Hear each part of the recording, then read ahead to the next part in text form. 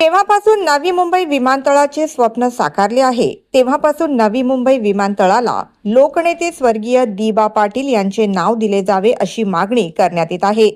देशाच्या विकासासाठी आपल्या जमिनी देणाऱ्या भूमिपुत्रांद्वारे सातत्याने ही मागणी करण्यात येत आहे। या मागणीसाठी अनेक आंदोलने देखील करण्यात आली।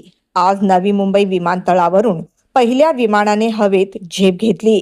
यावेळी भूमिपुत्रांनी स्वतः या विमानाने प्रवास करत हातात लोकनेते दी.बा. पाटील यांचे बॅनर पकडले होते।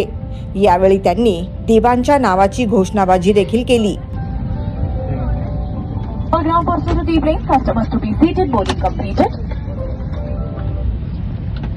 साहेब अमर रहे, अमर रहे, अमर रहे। दी.बा. पाटील साहेब अमर रहे। मिळालाच पाहिजे। नमस्कार, आम्ही दिवा स्टेशनतून आलो आहोत। आज दी.बा. पाटील आंतरराष्ट्रीय एअरपोर्टचा पहिला दिवस आहे। पहिली फ्लाईट हैदराबाद येथे जात आहे। आम्ही त्या फ्लाईटने जात आहोत। आम्ही इथे भूमिपुत्र आहोत। आम्ही नेहमीच भूमिपुत्रांनी देशाच्या विकास कार्याला आपल्या जमिनी दिल्या आहेत, आपल्या शेत जमिनी दिल्या आहेत। मुंबई एअरपोर्ट असेल, नवी मुंबई एअरपोर्ट असेल, बुलेट ट्रेन असेल, या सर्वांना आम्ही आमच्या जमिनी दिल्या आहेत। आमचा देशाच्या विकासाला विरोध नाहीये, परंतु आमची मागणी अशी आहे की लोकनेते दी.बा. पाटील यांचं नाव या आंतरराष्ट्रीय विमानतळात दिलं पाहिजे।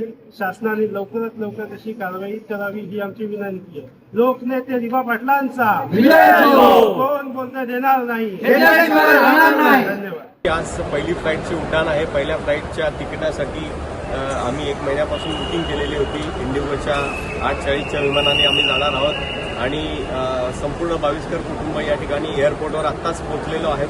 वाजलेत किती आता?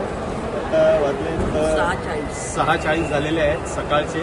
25 डिसेंबर 25ला आज आम्ही इथं आहोत आणि दी.बा. पाटलांचं नाव या एअरपोर्टला दिलं जावं अशा प्रकारची आमची मागणी आहे आणि कुटुंबाकडून सर्व नयना दर्शनकडून वेगवेगळ्या असोसिएशन्सकडून आम्ही अशा प्रकारची मागणी करतो आणि दी.बा. पाटलांचं नाव माननीय मुख्यमंत्री, माननीय प्रधानमंत्री लवकरच देतील असं आजच डिक्लेअर केलेलं आहे आणि नक्की हे नाव दिलं जाईल आणि आमची ही मागणी आहे। तशा प्रकारचं पत्रसुद्धा आम्ही दिलेलं आहे आणि ही आमची विनंती माननीय प्रधानमंत्री, मुख्यमंत्री आणि सर्व महाराष्ट्र सरकार, केंद्र सरकार, राज्य सरकारला आहे। धन्यवाद।